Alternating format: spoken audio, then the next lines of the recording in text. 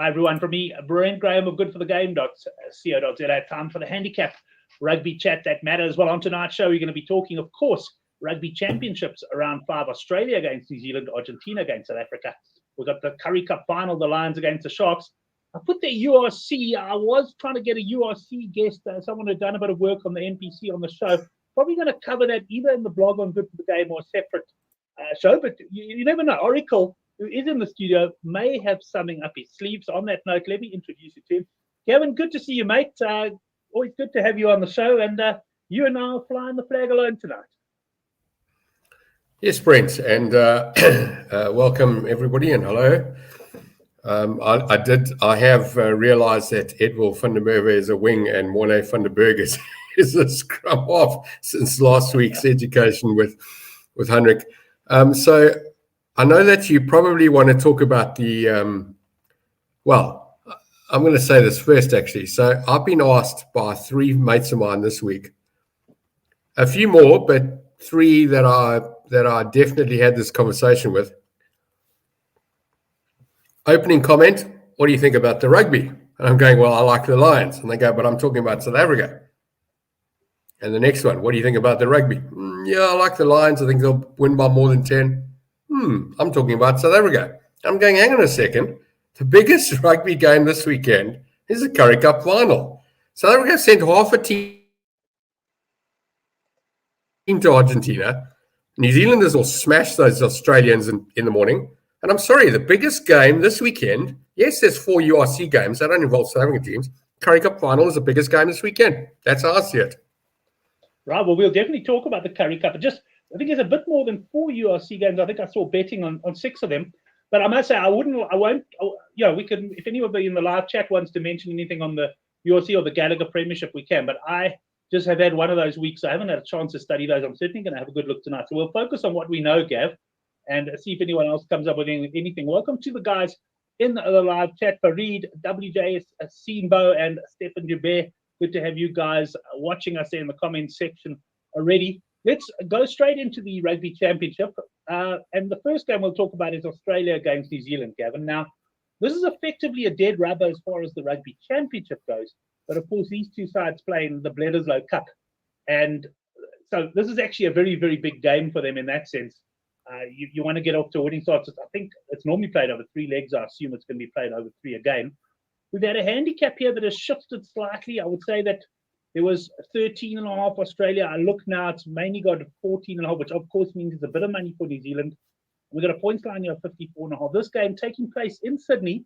And I can tell you, did have a look at the weather just before the show. It really looks like it's going to be good weather. And the points line, in fact, one of the bookies came out at 57.5, but everyone's sort of sitting at 54.5 now. I don't see this points line moving too much. And frankly, Gav, I don't see the handicap moving too much either.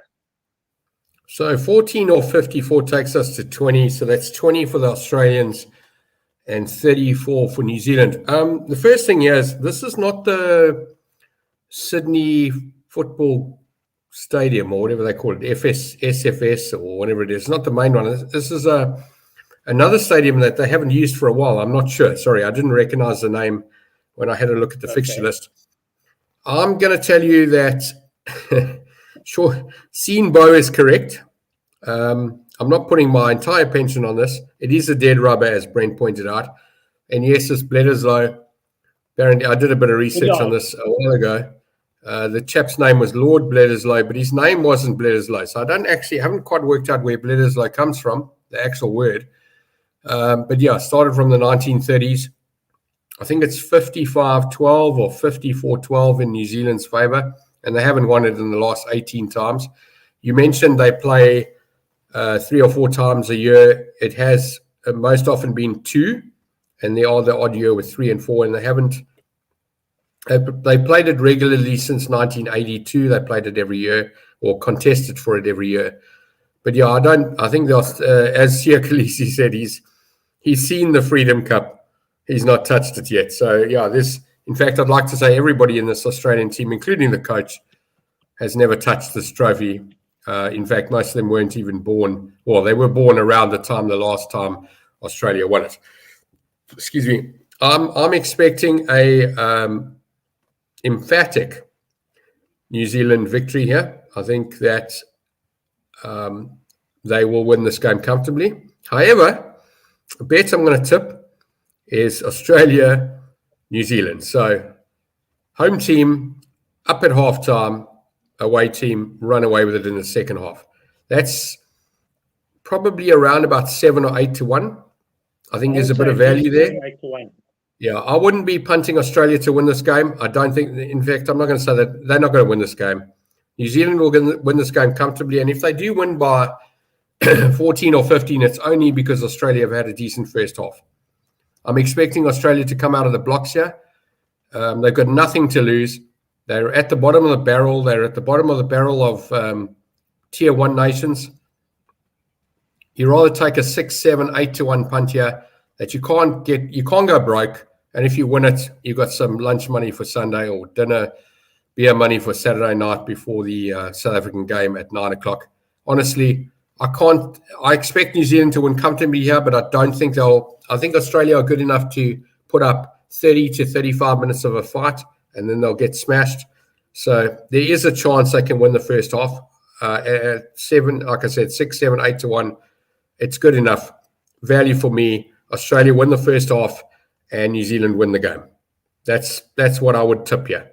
And that's what I'm going to punch right, well, that's a nice type of bet to give you interest, especially if you don't want to get too heavily involved. You can wait for in running or not get that heavily involved at all. I like those half-time, full-time plays, especially when you've got the underdog at half-time. Now, Johan Esthuizen said he's going overs. Both teams can score points. I think there is a good chance of the overs there as well. And it seems like that's where the majority of the guys are leaning, just to welcome Werner to the show as well. 2M System said Wallabies will fall apart. They're only playing with 2 studs in their boots. Let's see what David said, New Zealand minus. Gavin, looks like a lot of people in agreement here. I'm just going to throw up one cautionary thing. A lot of people were in agreement in last week's Currie Cup on the Lions. The handicap moved by like 4 or 5 points and we got nailed. But I do think that you guys are on the right track on New Zealand. Yes, Gav?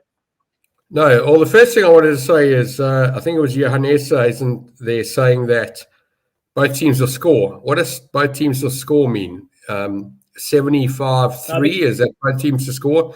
You know, that's looking at bets in soccer. But I think in rugby it should be something like both teams score 20 plus or both teams score 10 plus.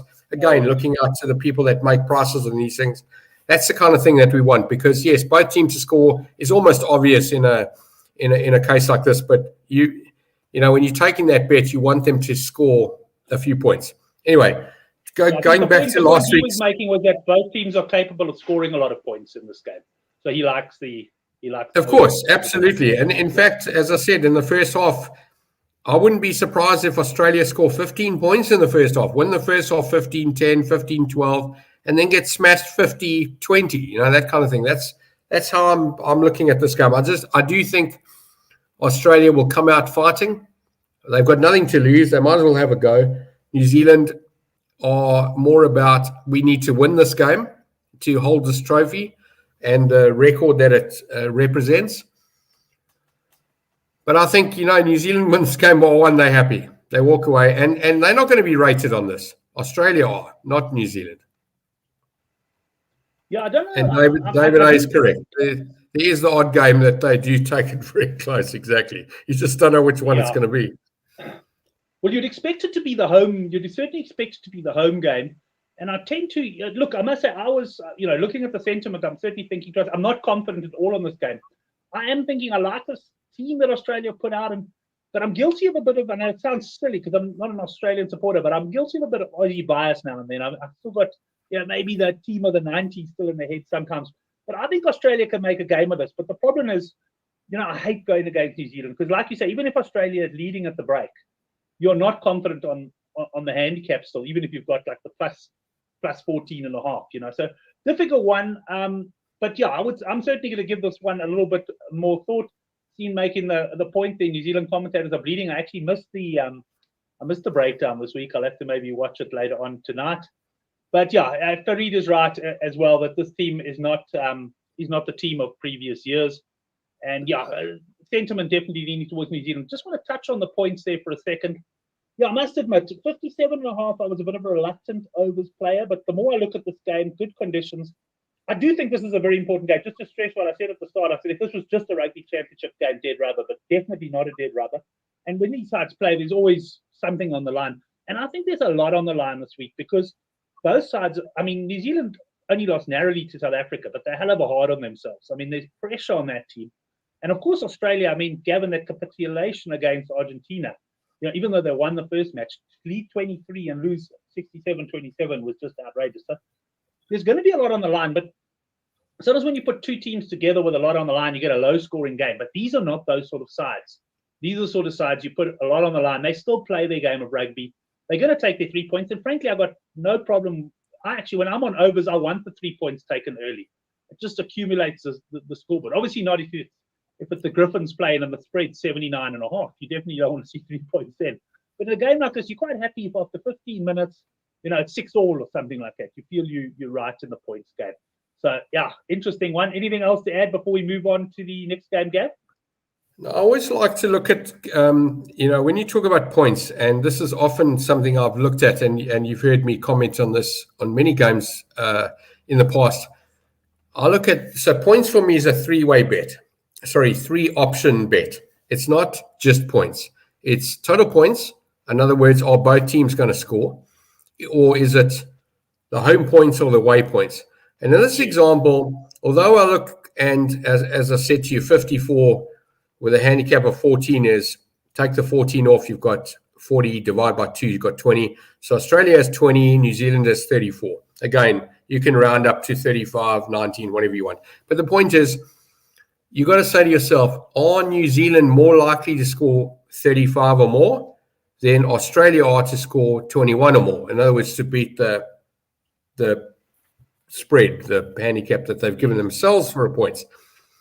And I like Australia, as I said, in the first half. And again, at 7, 6, 7, 8 to 1, even at 6, at 16%, you're risking R1 to get R6. That kind of thing. It's you're not going broke there. I go back to that. I like that bet. But if you're going to go from a points perspective, I'm going to tell you Australia are New Zealand are more likely to score 35 or more than Australia are to score 21 or more. So if you're a points punter, I'm going to tell you go over on New Zealand rather than going over on the total. I don't like the total because there's always a weaker team, and if you and I'm going to talk to the audience here and the Hundreds of the world. You're taking a total, you're taking both teams to underperform if you're going under, both teams to perform if you're going over. I think the skill is in finding the team that's actually going to be outperforming it. And not only that, but the upside versus the downside. For me, New Zealand score 35 or more 7 out of 10 times, and Australia score 20 or more, 21 or more 3 out of 10 times. So for me, I would rather go over New Zealand points here and not over total points. Yeah, no, I hear you. I like the 3 options. And I've noticed that there are certain bookies out there that, for example, will price up the total points line as fairly like 9 to 10 the pair. But they'll initially price up the single points for a team at a shorter price. Yeah. And I mean, it is at the end of the day when I do tend to back one team quite often because you're pretty clear on what you're shouting for and you shout at home. The debate that debate you mentioned there, I go through that in my mind quite often, and then often I get to the other side and I go, why don't I just back the damn handicap? Because if you know what I'm saying, that is suggesting that the handicap's the value. So yeah, no, I like your logic there. New Zealand will score 35 or more. We'll leave you with the last word, Steve, on that game before we head into the next one, and that of course is Argentina up against South Africa. Now, Gav, we've got a handicap here of 10.5. There was 12.5. Now, we'll disagree with let's say your one comment is a bit exaggerated about sending half a team. I actually think South Africa sent a hell of a strong team. There obviously are 1 or 2 key individuals not playing, but at the same time, it's a strong team. The line did move, though. It came sort of from 12.5, 9.5. At one stage, I saw a bookie with 7.5, but generally speaking, seems to be Argentina plus 10.5 now. And against South Africa, we've also got a point sign here, 51.5. I see Southpaw in the forum going for the overs. And check conditions on this game. It's an early kickoff, from what I understand, and conditions look good. Although it's a hot day, it's not a humid day, and that is very, very important. So points could well be in play here. But let's get the Oracle's views on this one, Gav. Argentina plus 10.5. I was impressed with them against Australia, but can they do it now against South Africa? Okay, so you called it an early game. So it's actually, I think they're 5 hours behind, Brent. This is a 9 o'clock kickoff for South Africa, 2100. So 5 hours after, below that is a 4 o'clock kickoff, which the sun will still be shining. In fact, the sun will probably be out for most of the first half, if not going into the second half. So yes, it is an early game. Yeah, it's not a nighttime game, correct. And so again, people asking me what I think about it. So after I told them, the 3 guys that asked me this week, told them about the Lions, they said, so we're talking about South Africa. So right, I'll tell you this much. I'm not taking minus here. I'm going to tell you to back Argentina on the board. Why? Because you're getting 7-2, 4-1 if you look around. I think that's value about a team that can win this game. And when I said South Africa sent half a team, I'm not going to go into minor decimals here and say they sent 0.835 of a team. It's not a full team. It's not the best team we've got. And it's obviously not the worst team. So, half a team is somewhere in the middle. Yeah, it's probably 75, 82, whatever. It doesn't matter. The point is it's not a full team. Not the best team we've got that we could put up. So then my mates, or again, I'm going to say all 3 because they actually spoke the same language. Different people didn't communicate with each other. They go, so you want to back Argentina plus? I said, no. They said, why not? I said, because I'm getting 9-10. I would rather go and take 3-1, 7-2, 4-1. In other words, have a price. Put my $100 down, 1,000 rand down, whatever you punt, and go, if I get this right, I'm getting a couple of grand, 3, 4, 5 grand, whatever you've taken. But taking 9-10 in this game for me is actually a coin toss because it feels right. It feels like it's what should happen in this game. I just think that there's more value. Let's put it this way. The opposite of taking Argentina on the board at, again, I don't know the price. I'm guessing it's 7-2, 4-1 based on the handicap, and I don't think I'm wrong there. But let's take South Africa minus 20, which should be around about the same price as Argentina to win on the board. Now, if you say to me, you want to take South Africa minus 19, let's say 20 or more, say South Africa minus 19, Argentina to win the board. In fact, Gav, let me go. I'll give you a price. That's 7-2. They're 7-2 to win the game, Argentina. If you want to take, and I'm interested in this point you're making. I haven't thought about it like this. If you want to take the same price, South Africa minus 25.5. Okay, so based on the handicap and the board price, the points to board, 10 points, you'd expect minus 19 or minus 20 to be the same price. So I'm going to tell you right now, if you've got to take minus 24 to get the same price Argentina to win on the board at plus 10, I'm going to tell you to back Argentina. Will they lose? Can they lose? Of course they can. They probably will lose, but you're getting a price here. This is about value. You want to back South Africa at minus 19, I'm telling you, of course they can win by that, but the probability of South Africa winning by 20 or more, 21 or more is far less than Argentina winning this game on the board. They've won it before. They've just come off 2 big victories. We can't forget that. They beat New Zealand in New Zealand. They absolutely obliterated Australia. We don't get enough media in South Africa, rugby media. You go to all those rugby websites in South Africa, even overseas. No one's reading the rugby websites in Argentina. We don't know what they're saying about their team. We don't look at that stuff. We don't know how they feel. We just think we South Africa, they New Zealand. Oh, it's just Argentina. We've beaten them before. And Henrik will remember the day I wore an Argentinian shirt and I punted them at 22-10. And that night I was actually confident they were going to win. Yeah, I'm not confident they're going to win. I'm saying they can win. I'm telling you the value is backing Argentina to win this game on the board. You can't go broke. It's a big price.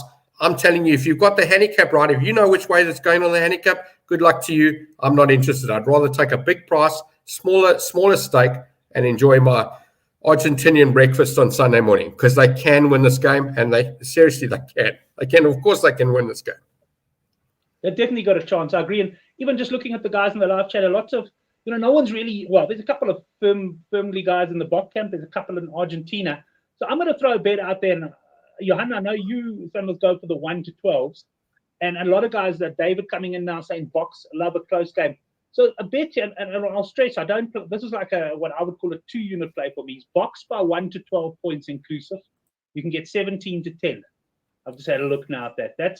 That's another one where if you don't fancy either side, you think the handicap is fairly accurate, or you think South Africa going to continue their trend for narrow victories. I like that box 1 to 12 for me at 17 to 10.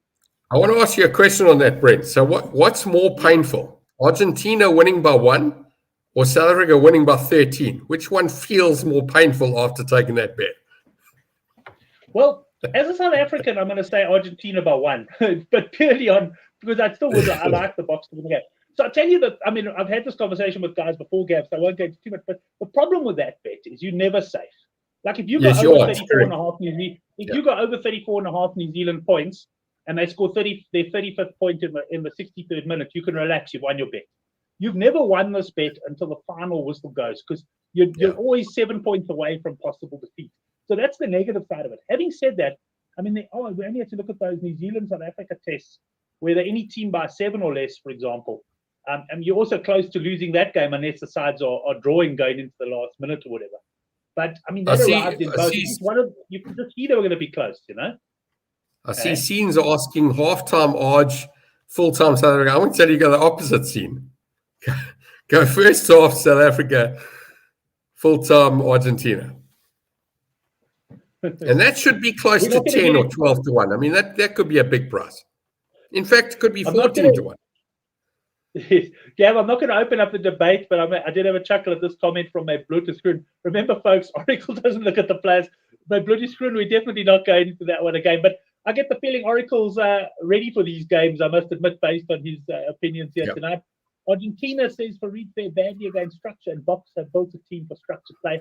I tend to be, Farid, these Argentine teams interesting. Even if you watch them against Australia last week, they're a confidence team, this Argentinian side. And when they do get on top of you in a game, they actually, yes, they played some brilliant rugby last week against Aussies, as they did against New Zealand.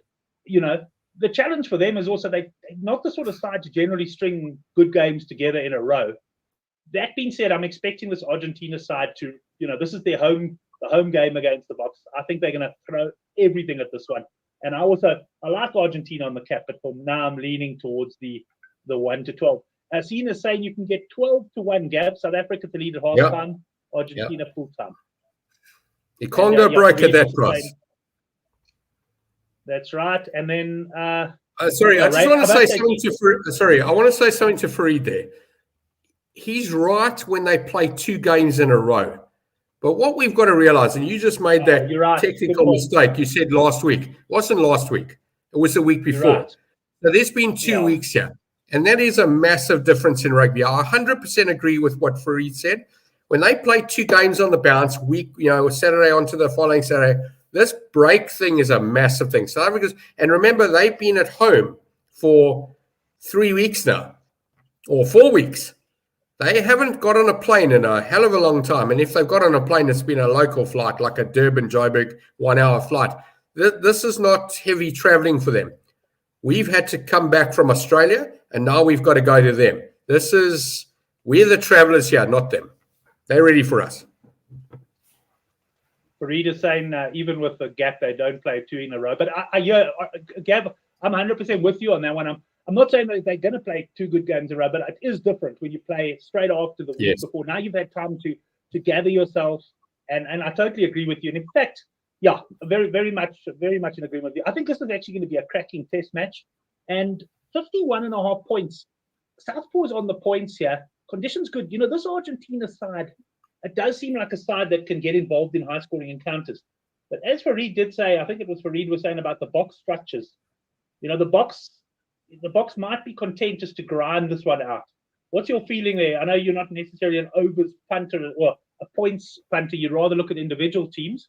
But even catch either, you're looking at probably also 20.5 Argentina and probably 31.5 South Africa. Yeah, so I'm going to tell you, Brent, in this case, yes, going over points is a runner because, sure, I expect both teams to score.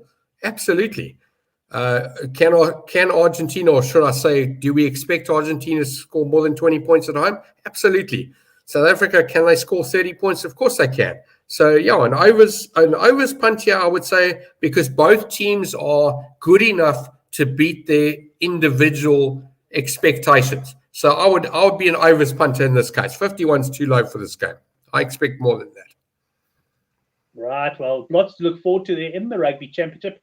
Let's move on to what we've already been told is the game of the week. It's the game of the week.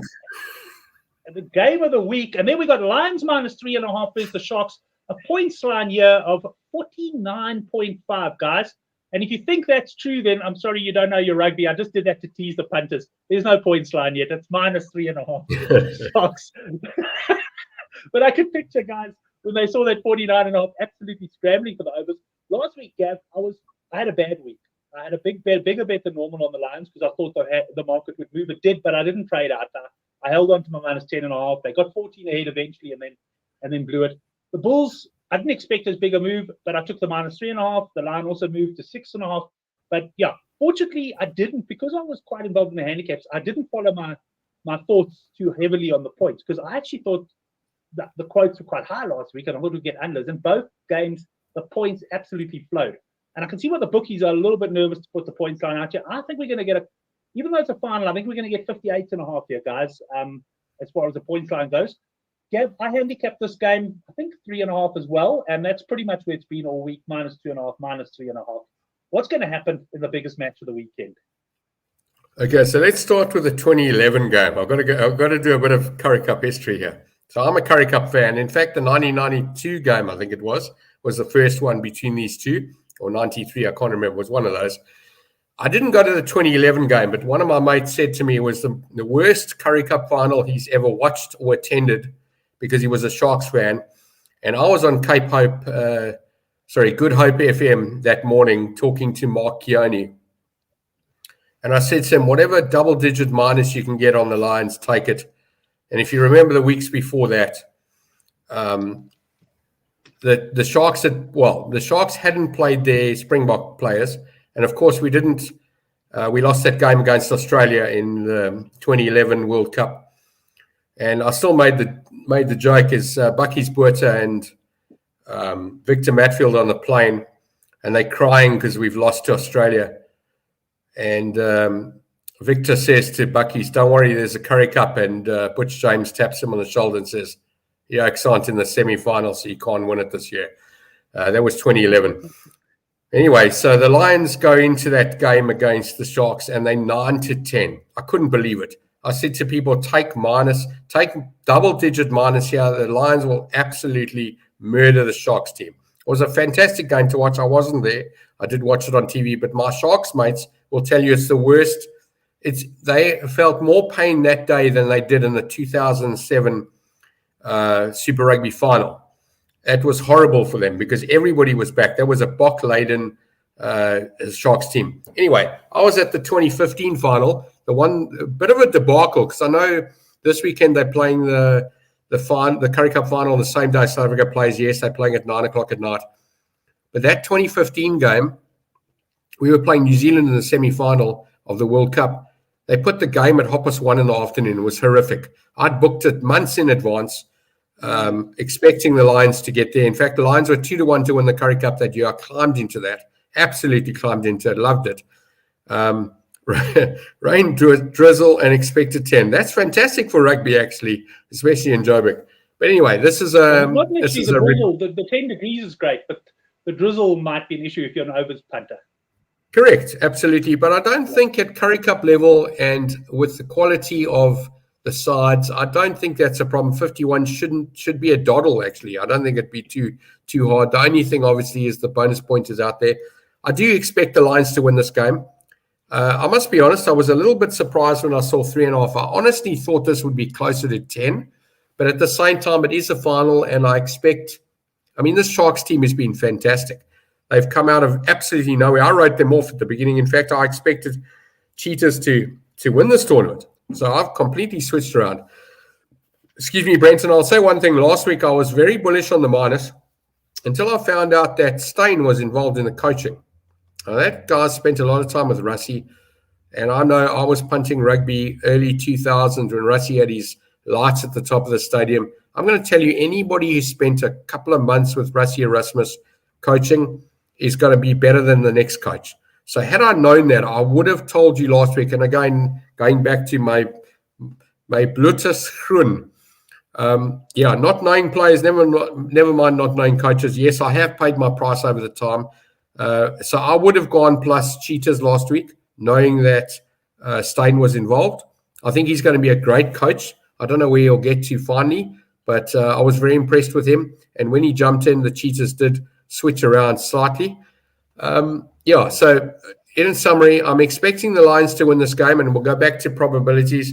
I think that the Lions have a higher probability of winning this game by more than 10 than the Sharks do of winning this game by more than 5.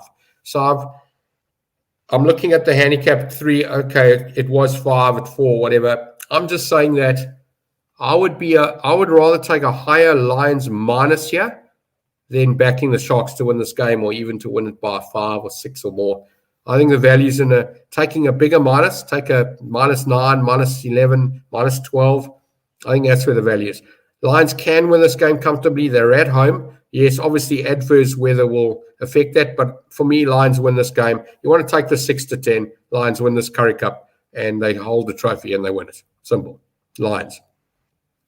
Right. Okay. Lions on that one. I'm certainly going to be keeping a close eye on the weather. Just to give you a couple of prices, you do the Lions on the extended handicap, the 19-10.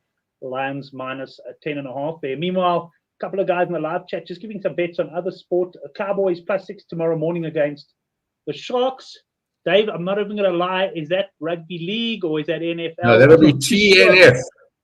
Thursday night football. Thursday night American football. Okay. TNF.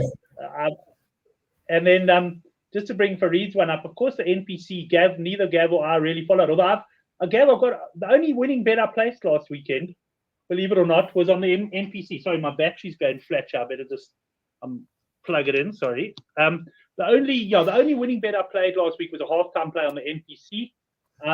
Maybe I'll have a look at the NPC this weekend. But any other bets you guys fancy, have a look. I'm just gonna run through the games quickly, just as a matter of interest before we get into the best bets. We of course do have the URC. Tomorrow night we got Cardiff against Zebra, -16.5. Cardiff points on a 51.5. Edinburgh against Leinster, +7.5. Edinburgh and a points on a 50.5. I know I've heard a lot of guys say Edinburgh are going to have a good season, but I'm going to have a good look at those tonight. Have you looked at anything on the URC card, or you like me haven't had a chance to get your head around it yet? No, I did look at a couple, but Brent, I wanted to point out something else completely out of the minds of people watching this or following this URC. And I think, we see it in tennis quite a lot. They get buys. The player doesn't have to play a game to get to play the winner of another game in the next round for whatever reason. Now, this South African teams not playing in this first week of URC has to be in their favor. You've got a case where you can see, who you're playing next week. You get to watch them and not put any effort in. And I know that match fitness is match fitness, but South Africa's got to be an advantage at this. I think it's poor timing. I don't even know what's gone wrong here, but I don't think the system is right. I think everybody should be playing. I mean, can you imagine the EPL or the Champions League in a soccer format, or even a Rugby World Cup where players get a full bye and they get to watch all the other bigger teams play? I think it's skewed in our favor. And I think the fresh South African teams coming into week 2, the following week, I think we will be more likely to win our games than the prices suggest. On looking at this, I'm going to tell you that Edinburgh at 22-10, 5-2, that's value. That puts us at I'm guessing a +8 or 9. I'm going to tell you Edinburgh plus is value. I wouldn't touch that Zebra game. Up for you if you want. Yeah. I'll tell you. You know what? I like First Thought as well. It's funny. It might not mean much to other people, but I look at something and I give it a first thought, and that's often our punt. So my Blutus Groen will probably hate the way I'm punting on these things here, but I'm happy to have a go just on what looks wrong and what doesn't look wrong. I'm trying to get this bigger. I can't. Let me just see if I can find some. Bottom right of your screen. If you click, are you on your computer or your phone, Gav? I see you got 16. Is that first game 16? Is that what I'm seeing? Yeah. Cardiff minus 16.5. Yeah. I don't know what to do there. Zebra could be smashed properly. I would say out of that game, Edinburgh for me +7, +6, +8, sort of that range. I'd go Edinburgh on the board at. Sorry, I had it here a second ago. Did you say 3-1, 2-1, 2-1, 22-10? Might be better. Yeah, 5-2. That's the ranges. That's value for me. Gwent, always used to call that team Gwent. Yeah, the Dragons are +6.5 against Ospreys, and I'll give you a bet on this one. Comment on it, and then I'll give you a bet from the forum. So that's the derby, and neither have impressed, and I'm very surprised to see a sub 5-10 away favourite. Excuse me, what looks like what is that 6 as well? Yeah, I'm likely to take the +6.5 here, or not have a bet. I wouldn't take the minus away team. I think that Connacht plus is a good bet at 10, double digits. I'm happy with that. Benetton, I'm going to tell you, go minus. And not many minus teams, but that one looks right for me. It's, again, below 10. I'm happy. Also in Glasgow, I'm going to tell you Glasgow on the board. They could win, and there's a bit of value there. So, yeah, to summarize, Cardiff, I'd stay out of that one. Edinburgh on the board, bit of value. Gwent plus, Newport plus, sorry. Connacht plus, Benetton minus, and Glasgow on the board.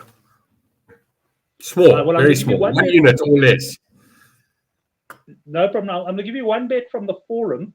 And there is a link to the forum thread down below where guys have already been commenting on a lot of the NPC games and talking betting this weekend. He's certainly one of our most popular forum punters, a very shrewd punter indeed, Pablo. And he said under 48.5 points in the Ospreys game. Sorry, not Escobar. I've read the Sun's book, by the way. But anyway, under 48.5. And look, we can see the line is into 46.5. But he said weather looks really bad in Newport. He thought the line would be 42, 43, even in normal conditions. So he reckons this could be a really low-scoring encounter. So that's his bet there at 46.5.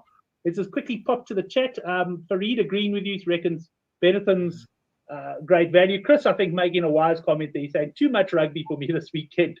So he's just stuck to the rugby champs and the Currie Cup. And I think from a betting point of view, I'll largely do that, although I am going to have a look and we'll post some bets. And obviously, sorry, I just want to reply to Chris there, actually, to say that if you've got 100% of your money, so whatever the total is, and you go, all right, so what am I doing this weekend? I'm going to tell you that 40 to 60% is going on the Currie Cup, 20 to 30%, I don't know the exact number, is going on those other games, and there'll be bits and pieces for the rest. So, yes, when I'm calling Edinburgh on the board, it's chump change. It's from my weekly punting float, it's tiny. So absolutely. For me, the focus is the Currie Cup. That's my biggest bet. I will get involved in Argentina. Everything. Listen, everybody that's watching the show, I've always said this, and I sat with a guy called Rudolph in, I can't remember his surname actually, doing futures trading at Global Trader in the early 2000s. And he had this like on a 25-minute to 40-minute phone call, and he's telling the guy, buy this, buy that, sell this. And afterwards I said to him, how much you got in that? How much you got in that? He goes, nothing. I said, bro, how can you tip somebody if you haven't got money in your own skin in the game? So yes, everybody watching me, I'm having a bet on these things. I'm not going to tell you to punt something or tell you I am punting something and I'm not punting it. So yes, I'm on. You've got to look at the games, how you like them, and spread your money around. But you can't be listening to people that aren't prepared to put their own money, take their own money out of a wallet and have a bet themselves. Okay, no, I'm with you there. And even it doesn't have to be a big amount or anything like that. There's just got to be a little bit of. Everyone's got their unit. Everyone's unit is their price. Yeah. Or alternatively, be upfront about it and say, listen, guys, I'm on a betting break, for example. I'm not betting this weekend for whatever reason. Because the moment people know you've got your own money on it, they definitely do take it more seriously. And I always said that. I mean, I've sent out the old newsletter bets. And I mean, I've been on a hell of a good run until last week when I absolutely went belly up. But yes, I always feel so terrible when the newsletter bet loses. And it's twofold. On the one hand, because I've now, I've made a real strong case and it hasn't come off. On the other hand, I also backed the bloody thing, so I'm feeling a little bit sore afterwards. And I must say, I had a rough weekend. It was our 25th wedding anniversary, so that saved me money because I didn't get more involved in the Bulls game on unders or anything. But had a hell of a rough night, so I felt a little bit tender on Sunday, and then I logged on and saw my balances with the bookmakers of the Lions and the Bulls game, and let's just say it was a Sunday that I spent on the couch trying to sleep as much as I can. Sean coming in and you leading us nicely, Sean, into the best bets. New Zealand and Lions minuses for him this weekend. Gav, we're coming towards the end of this one. What are your best bets for the weekend? I don't think the audience would probably have too much trouble guessing, but if you had to rank your bets, I know your staking plan is obviously Currie Cup Rugby Championships, but if you had to now take the staking plan out and just say, right, let's assume I was just going to say, what is my most solid play? My most solid play, Brent, is Lions to lift the trophy. I know that I have a general rule that I follow, and I say I follow it almost 100%, is I don't go under 7 at 10. So 1.7 for the decimal punters. But I got to tell you, at 6 to 10, the Lions here to win this tournament, 0.63, 0.65, that sort of number. It's a two-horse race. I'm okay. Have I taken that bet in a tennis match? Absolutely, I have. I don't like to go below 0.7 or 1.7 for that matter for decimal people. But I got to tell you, I like Lions to win this game. Can they win by more than 10? I do like that. And I will take a bit of a higher minus. I'll probably take a 14 or 12. Haven't decided yet. Bit of a strike. But my main bet is Lions to lift this trophy. I'm expecting to get 0.7 or 0.65. I'm happy with that number. It's for me, it's more than what I should be getting. I should be getting about 0.3 or 0.4. So in my head, I'm getting far more value. So yes, Lions, if you have one bet this weekend, back the Lions to win the Currie Cup. That's good enough. The rest, unfortunately, Argentina can win. South Africa can win by 20. Australia can win the first half. New Zealand can win by 40 and overall. Those are all, they're hard to predict. Lions winning this game, yes, I know I'll get the people telling me I'm biased. I'm not biased. This has been a great Lions team, and they're playing a very good Sharks team, but I think they've gone one game too far. Lions to win the Currie Cup on the board, and be very careful. This is one more thing I'm going to tell you. Be very careful when you take your bet, lift the cup. Don't take the 80 minutes, and if you do, put some money on the draw as well, because draws happen in games like this.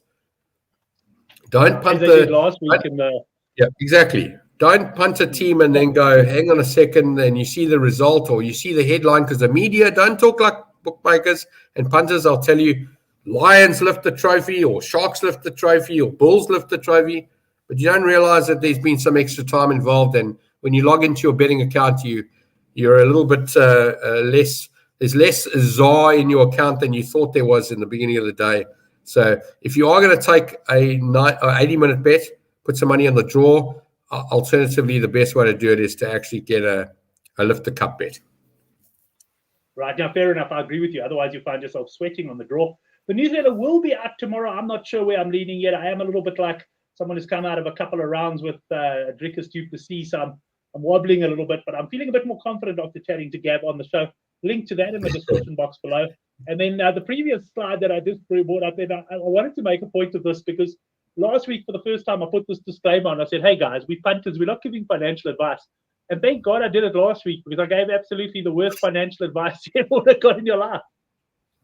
I was just going to say, last week I was talking about gold at 2,500. Well, this week it almost got to 2,600. So yeah, follow the gold price. That's where the money is. Now, you know that you've corresponded with me about the gold price in the week. And I know you're not on Twitter anymore, but I was going to, if you were, I would have tagged you and I was going to say to the guys, okay, here's my bet. Gavin is going to bring up the gold price at least once tonight. And I'm absolutely shocked that you waited to this long in the program.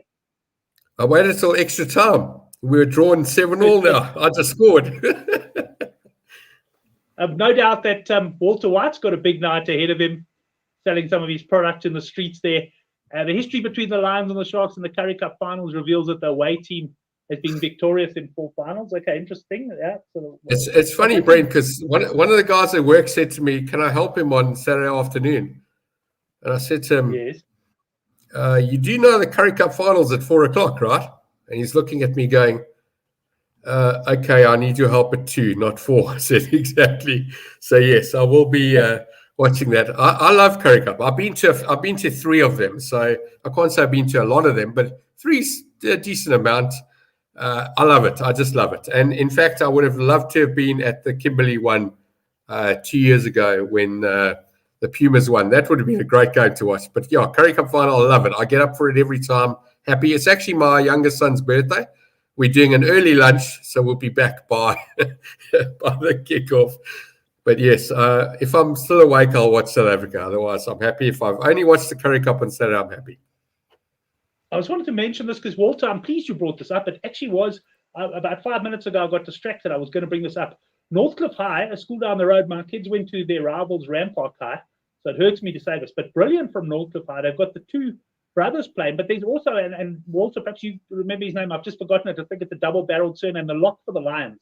He's also a Northcliffe old boy. So it's quite impressive for let's say, a local co-ed school, not one of the bigger boys' schools, to have 3 players playing in the Currie Cup Final. I think very well done to Northcliffe there. They are going to get beaten by Rampart next year, by the way, but that's a totally different story. But anyway, Lekker Gav, it's been great having you on. Thanks to all the guys in the live chat. A pleasure as always. And yeah, we'll be in contact over the weekend, Gav. When you send me a voice note, I'll have to think carefully now. Is this about the Currie Cup or the gold price? And take a little punt for myself. Have a good one, man. And I can just, sorry, last thought. I can picture you at the birthday with your son. You know, everyone's having a nice time, but it's 3:00. The kid's having a great time. His friends are enjoying themselves, the family, and you're just going to say, right, that's it. Bill, please. We're out of here. We're going to go watch the Currie Cup Final.